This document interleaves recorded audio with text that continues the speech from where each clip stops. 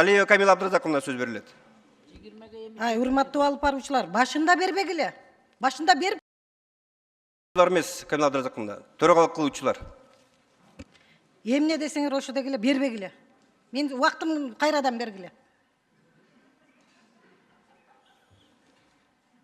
Бергиле кайрадан менин убактыма.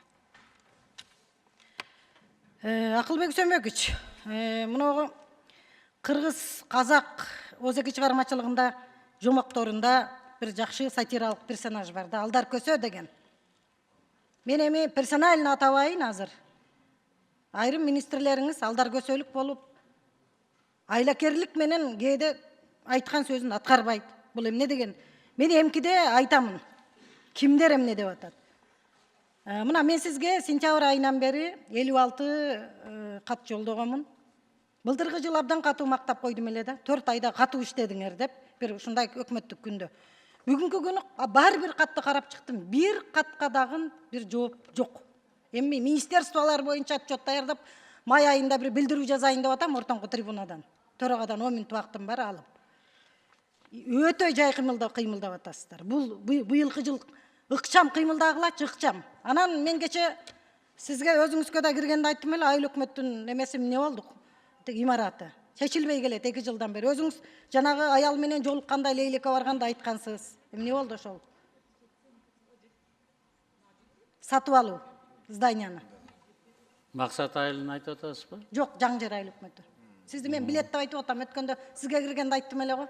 Жок, жанагы рыночный комплекстин ичиндеги зданиясын айыл өкмөткө сатып алды деп аткан жерби? Азыр ошонун жолун иштеп атабыз. Частный компаниядан кантип өкмөткө сатып алабыз. Оценкаларын бүтүрсө май айы менен бүтүрүп беребиз. Себеби 1,5 жылдан бери айыл өкмөт башчы 52 градус болот жайында. Жанагы вагонеткада отурат да. Кече президентке айтсам ал киши дагы таң калды да, болбош керек мындай депчи. Ошон үчүн ушуну эртелетип берсеңиз, мен башка эми абдан убактыбыз тар экен.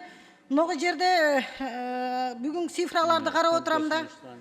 Жоопкерчиликсиз түрдө статистикаларды айтып атат да бул жерде. Ката министрлер. Мен өздөрүнө мына азыр бүт фиксация кылып алдым. Өздөрүнө кат жазам министрлерге. Туура эмес цифраларды берип атасыздар. Ойлоп атасыздарбы бизди билбейт маалыматты деп. Мен азыр персонально дагы айткым келбей турат да. Просто уят кылгым келбей атат. Туура эмес цифраларды берип атасыздар. Билим берүү министри, сизге суроо.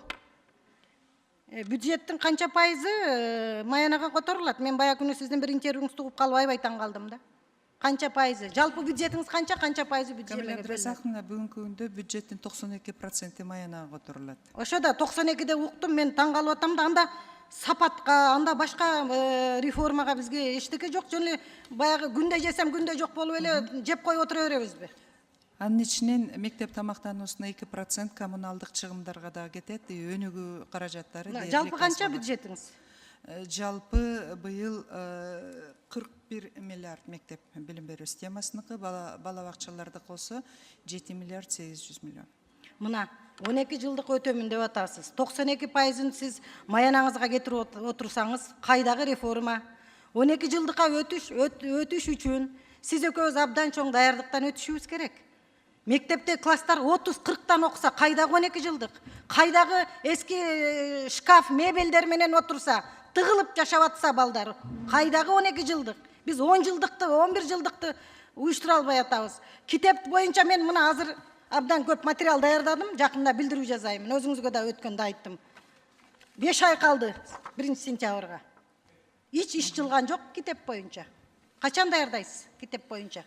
Бүгүнкү күндө биринчи сурооңузга 12 жылдык боюнча даярдык буга чейин деле жүрүп келген. Сиздер билесиздер, балдардын саны көбөйөт. Дал эле ушул балдар окуйт, билим берүү азыр окуп аткан мектептеринде. Бүгүнкү күндө нулевой класс, өзүңүз билесиз, ар бир мектептин базасында ачылган. Ар бир мектептин базасында ачылган. Ошол дүйнөдө 6 жаштагы балдар 1 класска барат. Китеп маселеси боюнча жылда бөлүнгөн каражатка, мисалы үчүн былтыр 152 миллион бөлүнгөн, 26 окуу Долдуруш Шашевна, мен тынбай угуп атам интервьюларыңызды. Биринчи сапатты көтөрүп албайлыбы? Ошо бүт азыркы сапатты көтөрөлү, биринчи анан өтөлү да. Эртең же үйдө жок, же чүйдө жок калабыз да. Андай болбойт, себеби бул азыркы трансформация толугу менен сапатка багытталган. Бул жерде инфраструктуралык биз сураган жокпуз. Толугу менен мугалимдердин кесиптик компетенциясын жогорулатуу, балдарды толук дүйнөлүк китептер менен камсыз кылуу. Бүгүнкү күндө 12 жылдык дегенибиз менен Кыргызстандагы сапат мектептери 12 жылдык программа менен Кембридж системасы менен окуйт. Кыргызстандын ичиндеги эле Бишкек интернационалдык мектеби 12 жылдык система менен окуйт. Мына биз Миргүл Өмүрзакова эже менен бардык. Исфанадагы мектепте Кембридж системасынын гимназияда 3000 сомдон ата-энелер китептерин сатып алатат. Биз ошону эң жакыр айыл жериндеги балдарга жеткиликтүү болсун деген ишти алып барып жатабыз. Акылбек Сөмөгүч, ТЭЦ-теги рабочий группа эмне болду? Жооп берип коюңузчу. Күнөөлүүлөр Бактар Ергешевич болгон, азыр айтып берет.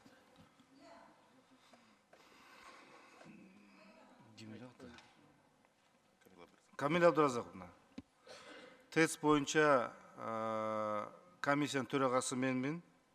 Эгерде уксаңар, мен докладым даяр, доклад бере алам.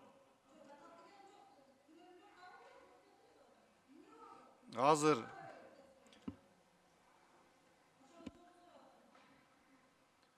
мен кыскача айтып коеюн анда. Кыскача айтып коеюнбу? Же толук мен хронология айтайынбы?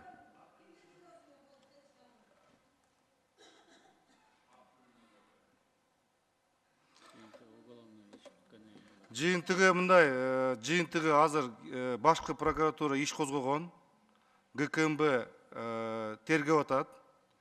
ГКМБ тергеп атат. Ошонун жыйынтыгын биз күтүп атабыз. Ошонун жыйынтыгынын негизинде анан кийин биз өкмөттүн токтому менен ошол чараларды көрөбүз. Бирок биздин комиссиянын жыйынтыгы бар. Биз заключение даярдадык. Биз ушул теге укук коргоо органдардын жыйынтыгын күтүп атабыз. Рахмат.